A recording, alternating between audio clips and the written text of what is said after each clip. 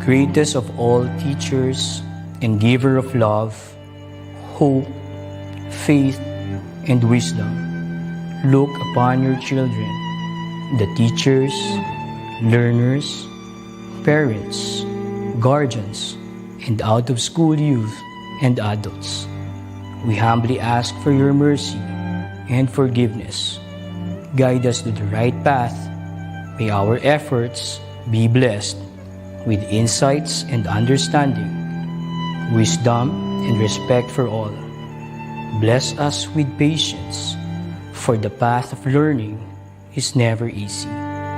Bless our commitment to keep on learning new knowledge and experiences.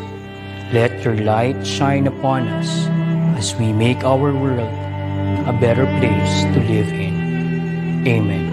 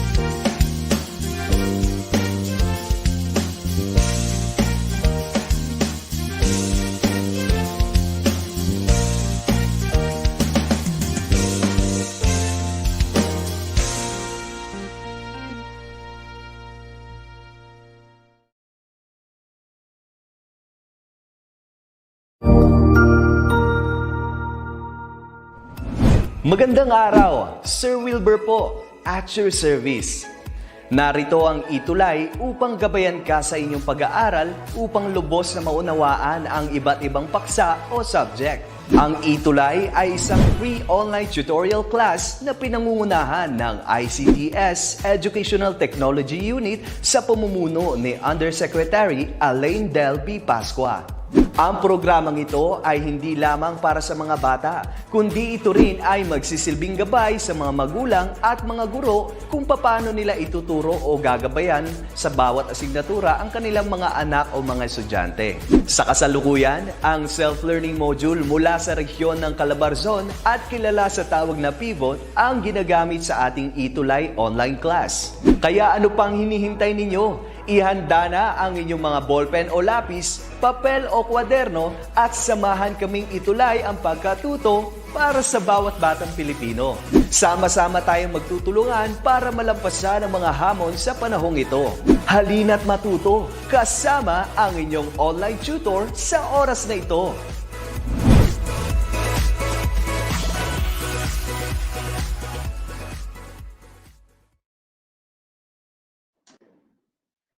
Good morning and blessed Thursday to everyone joining our definitely special learners for today's ETUlay session. So next. So I am tutor Tessa and I will be your spectacular tutor for today.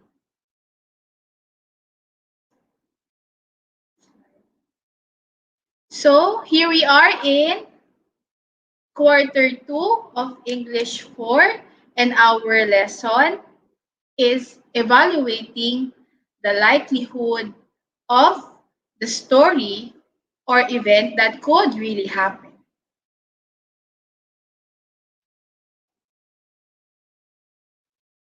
So let us wait for the slide. Okay.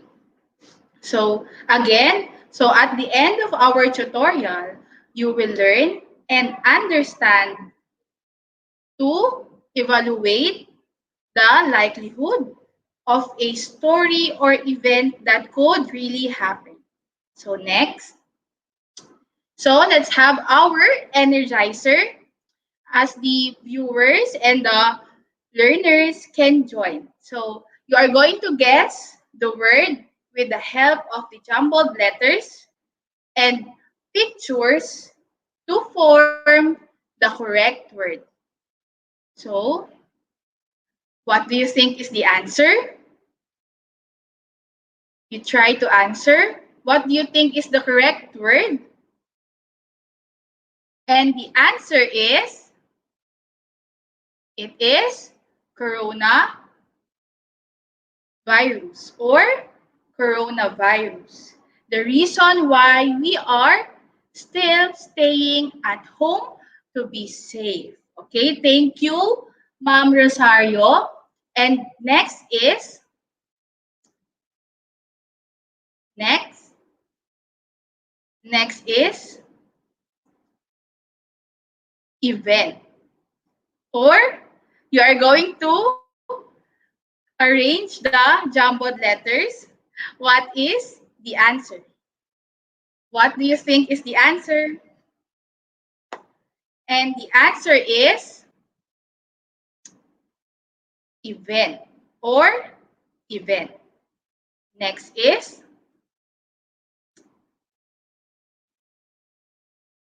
so what are you seeing in the picture is what is the correct word? Arrange the jumbled letters. What is the answer? It's quite difficult, but you can try. And the answer is indigenous. You are going to just finger spell the word indigenous. And next is,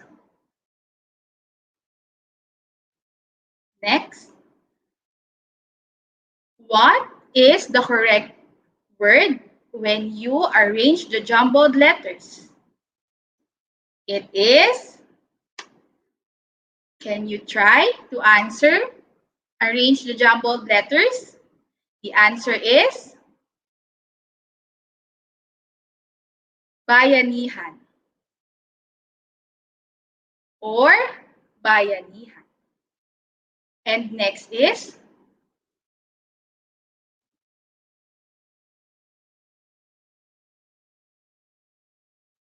correct. Rochelle, it is bayanihan. And next is, what do you see in the picture? It is when you arrange the jumbled letters, the answer is, what is the answer? The answer is typhoon or typhoon. So, the words that you have guessed will be used on the latter part of our lesson. So, remember, the signs, it is important. And next is, let's have our review.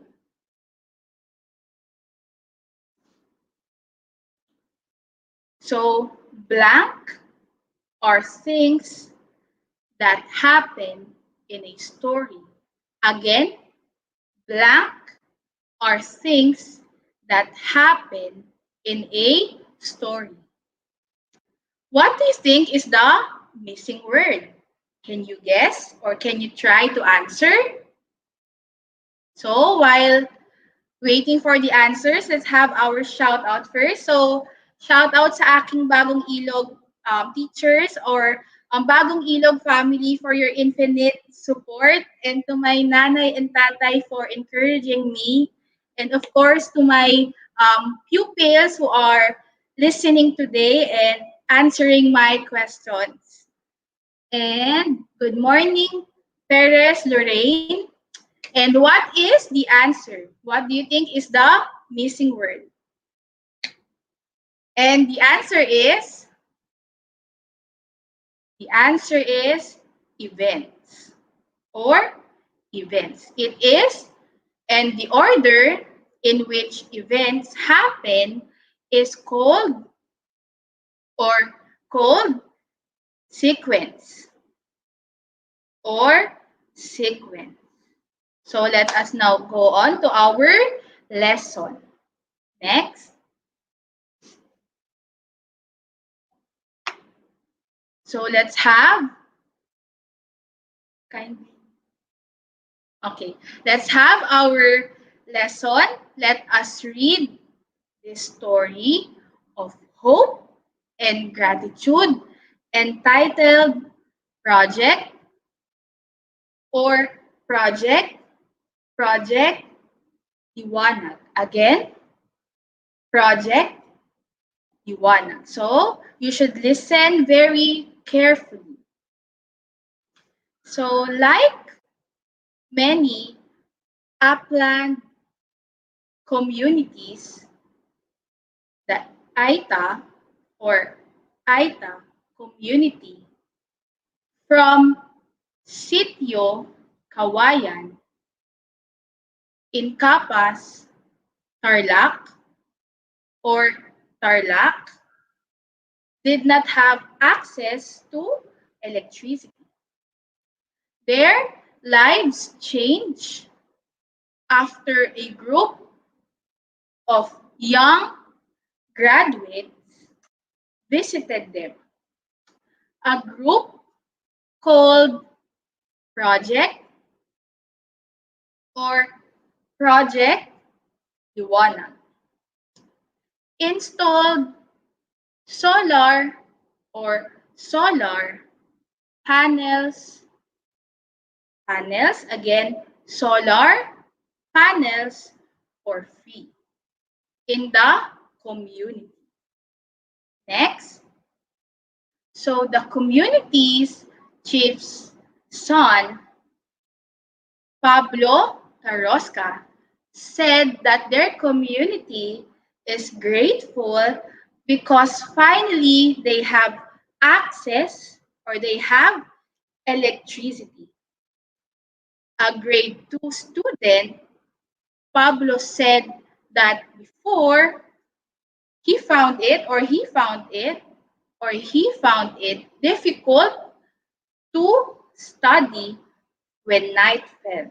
It is difficult to study when it is dark. And next is, what are you seeing in the picture is a solar panel. So let us continue. So we didn't have lights, so we found it hard to read. Now that there is light, we are happy because we can finally read at night. Pablo said in ANSI, a local language used by the ITA community or ITA community. And next, Pablo hopes that someday he will be able to pay it forward or pay it forward. When I finish studying, I hope to help other indigenous communities, he said. So next, let's have our comprehension check if you listen very carefully. So we are going to read the sentences carefully. You are going to do the thumbs up or you are going to comment thumbs up if the sentence is correct and thumbs down if the sentence is not correct. So again, you will answer thumbs up or thumbs down. So number 1, there are plenty of ITA or ITA families living in northern part or part of Luzon or Luzon. Again, there are plenty of ITA or ITA families living in northern part of Luzon. Is it thumbs up or thumbs down? What is the answer? So the answer is from Mitzi. The answer is thumbs up. Very good, correct. And next one is number 2. Many upland or upland communities from Sitio Kawayan in Capas, Tarlac did not have access to electricity. What do you think is the answer? Is it thumbs up or thumbs down? What is the answer? From Clarence and from Lian and Cassandra, the answer is thumbs up. Very good. And next is number 3. Pablo Tarosca was a grade 4 student. Again, Pablo Tarosca was a grade 4 student. Is it thumbs up or thumbs down? Is he a grade 4 student? Is it thumbs up or thumbs down? And the answer is thumbs down. He is a grade 2 student. Correct from Kian or Kian. Next is number 4. Project Liwanag installed solar panels in the community for free. Again, Project Liwanag installed solar panels in the community for free. What do you think is the answer? Is it thumbs up or thumbs down? And the answer is from Kian. It is thumbs up. Very good. Next is number 5. The ITA community. We're very grateful for having an electricity source in their place. Again, the ITA community, we're very grateful for having an electricity source in their place. Is it thumbs up or thumbs down? And the answer is thumbs up. Of course, they were very grateful. Very good, Marie. I saw your answer. And next is, let's have our guided practice number 2, still about from the story we have read. And next is, we are going to draw or you are going to comment a smiley face if you agree with the statement and sad face if you disagree. Again, you are going to answer happy face or sad face. So, next is Project Iwanag is a non-profit organization devoted to allowing and improving the quality of living of indigenous people in the Philippines. Is it a happy face or a sad face? What do you think is the answer? Is it happy or sad face? Comment your answers. And the answer is a it is a smiley face. It is true or it is correct. And number 2, a group of graduates. Yes, Rona, you are correct. And Marit. And number 2, a group of young graduates visited the Edtech community to help them. Again, in number 2, a group of young graduates visited the Edtech community to help them. Is it a smile face or a sad face? What is the answer? In number 2.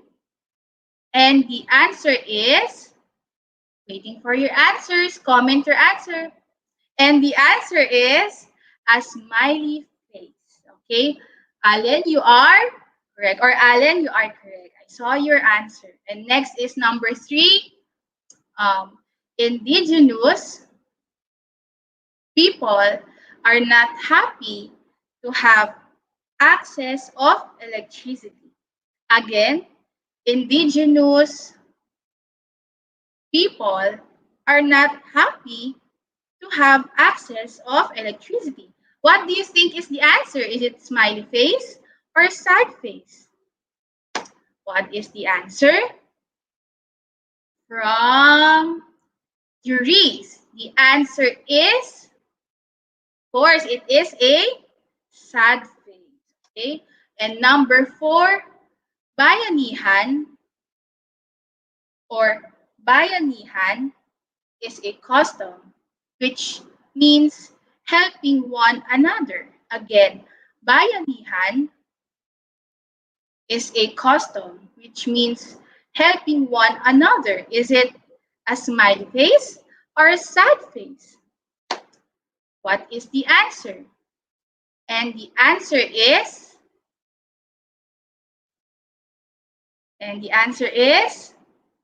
a smiley face. And next is number 5. After the project Iwanag, Pablo Tarosca can now read at night. Again, after the project Iwanag, Pablo Tarosca can now read at night. Is it a happy face or a sad face? What is the answer? From juries again, the answer is a smiley face. Very good. Thank you for those who are trying and answering and doing their very best. Okay, let us continue. For our first activity, we all know that our country, Philippines, experience strong typhoons yearly. So let us read and understand how Santiago's family survived. Okay, let us read. So listen very carefully.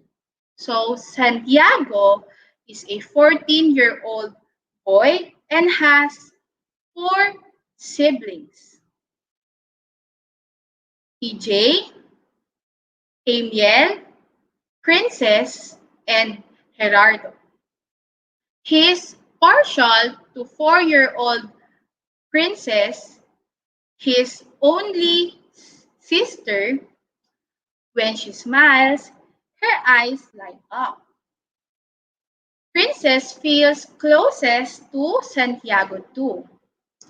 I love him because he always takes care of me and he feeds me, he says. When next, next, when Typhoon Haima bore down on the Philippines, Santiago's family went to his grandparents' house. But when the storm worsened, my father and my grandfather had to destroy the plywood at the back of his house for us to escape, Santiago says. Next is, when we checked on our house the following day after the typhoon, I could no longer see a trace of it, he says. Our sinks were soaked in flood water. My books and school materials all destroyed. Recalling their narrow escape and their losses, Santiago breaks down and cries. But 3 days after the super typhoon Haima ravaged northern Luzon, relief goods arrived in Solana. So, next is, we are going to draw or you are going to comment a star if you agree and a moon if you disagree. Okay, again, you are going to comment a star if you agree and a moon if you disagree. Okay, next. Number 1, the Philippine government gives out relief goods during and after a disaster. Again, the Philippine government gives out relief goods during and after a disaster. What do you think is the answer? Is it a star or a moon? What is the answer? And the answer is, it is a star. And number 2, you can go play outside while there is a typhoon. And number 2, you can go play outside while there is a typhoon. What do you think is the answer? Is it a star or star or moon? Again, is it a star or a moon? What do you think is the answer? Comment your answers. And from Cassandra Rivera, the answer is moon. Correct. And next is number 3. Helping out each other in times of need is a must. Again, helping out each other in times of need is a must. Is it a star or a moon? What do you think is the answer? And the answer is a star. And number 4, only northern Luzon experience disasters every year. Again, in number 4, only northern Luzon experience disasters every year. What do you think is the answer? Is it a star or a moon? And the answer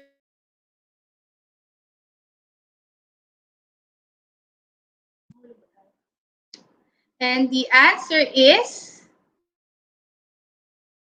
number 4 is a moon. Okay. And next is number 5. Typhoon is a natural disaster that can't be stopped.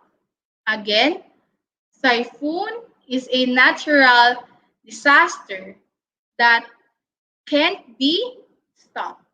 What do you think is the answer? Or the answer, is it a star or a moon? And the answer is, it is a star. Very good for those who keeps on trying and answering. Next is, and the next one is from Cassandra Rivera, correct. It is a star. Let's now go on to our activity 2. So for our second activity, let us enlighten the generosity among Filipinos and our bayanihan or bayanihan spirit. And next is Mang Boyong, a street food vendor selling taho, was seen giving up his daily income and chose to give away the popular Filipino snack to feed the checkpoint personnel along Valenzuela to Maykawayan, Bulacan, or Bulacan boundary during lockdown due to pandemic. Okay, again, I will read it again.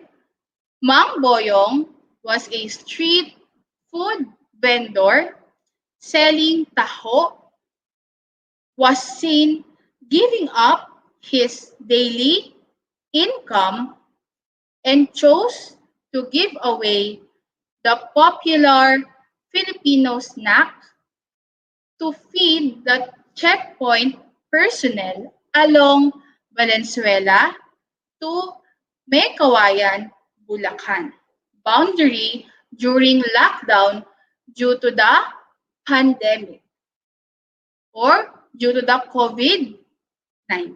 So next. So we are going to answer yes if the statement is true and no if false. Again, you are going to answer yes if the statement is true and no if false.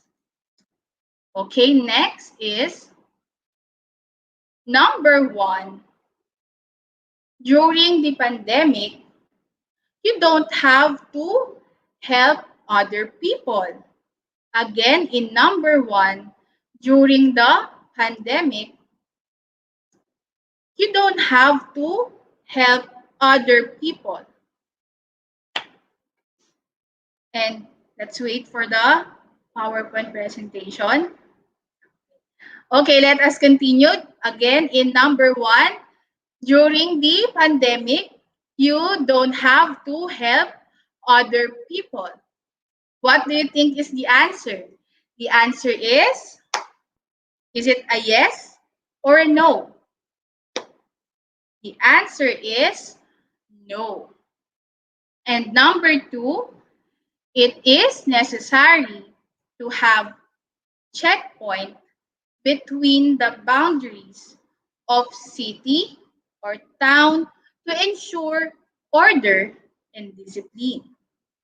What is the answer? Is it a yes or a no? And the answer is yes. And in number 3, taho is a famous and popular Filipino snack. What do you think is the answer? The answer is from Allen Umlas. The answer is correct. The answer is yes. And next is number 4. Number 4. COVID-19 is a type of medicine to cure pneumonia. What do you think is the answer? The answer is yes or no.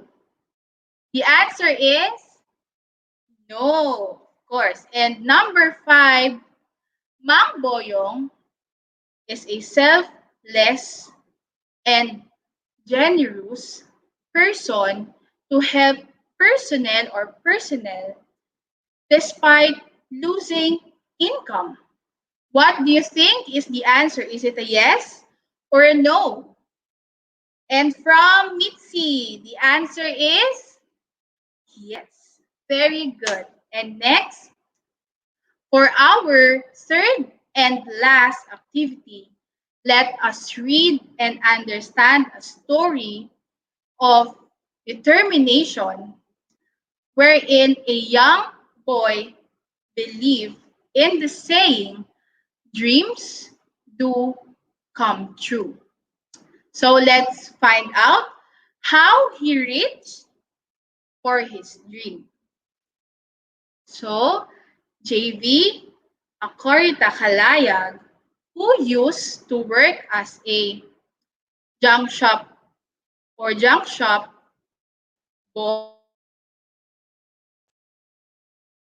believe in the saying, dreams do come true. Despite working as a junk shop boy, meaning he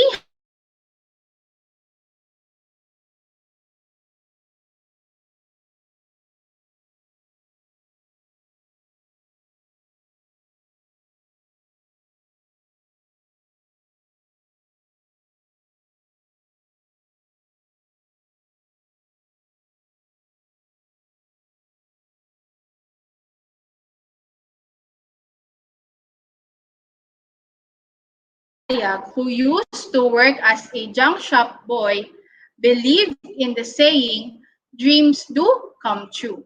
So, despite working as a junk shop boy, meaning he had to look and dig into garbage bins or anywhere that has recyclable materials in exchange for money and for food and other life materials.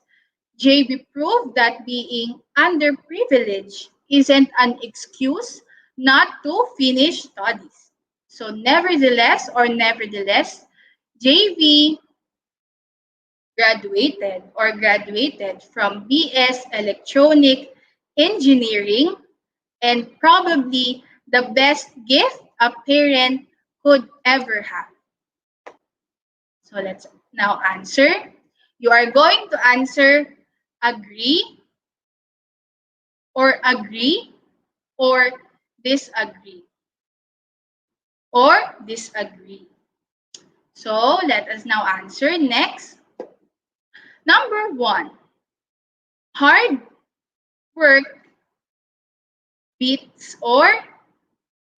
talent any day. But if you are talented and work hard, it is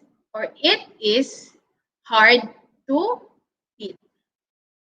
What do you think is the answer? Is it agree or disagree? And the answer is agree. And number 2, success is possible to those who work hard.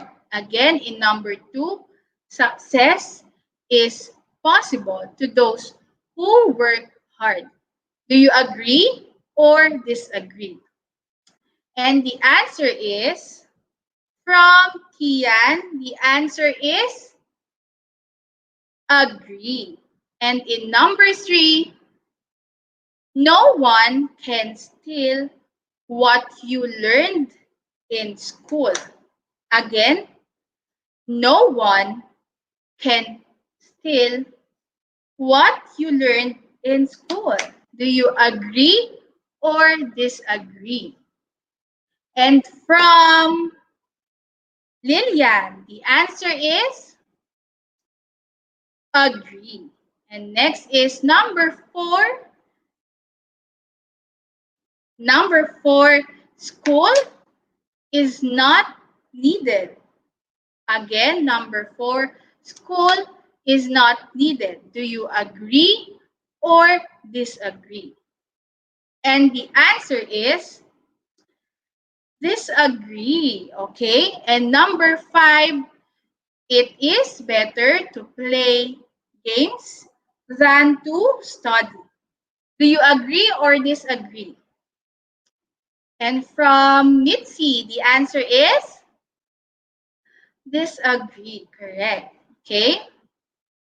So let us wrap up everything that we have talked about in this lesson. Let us always remember that to evaluate the likelihood of story or events that could really happen, if there are evidences or facts such as pictures, videos, a tale of people who experience or witness the action, documents, charts, and important timeline are also needed. So let's have our valuing. So let us remember, let us read. Hope is the power of being cheerful in any circumstances that we know to be desperate. So things seem still difficult right now. We are still experiencing pandemic, but with the power of having a positive mindset, and it is natural to us Filipinos, we are hoping the things will get better. Maybe not today, not tomorrow, but eventually. So let us remember that. So thank you for those who stayed and participated in our today's lesson. So up next is Tutor Maui. Next, on June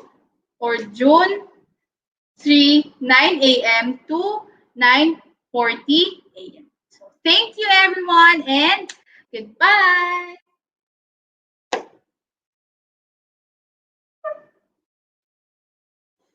Ano ba sila?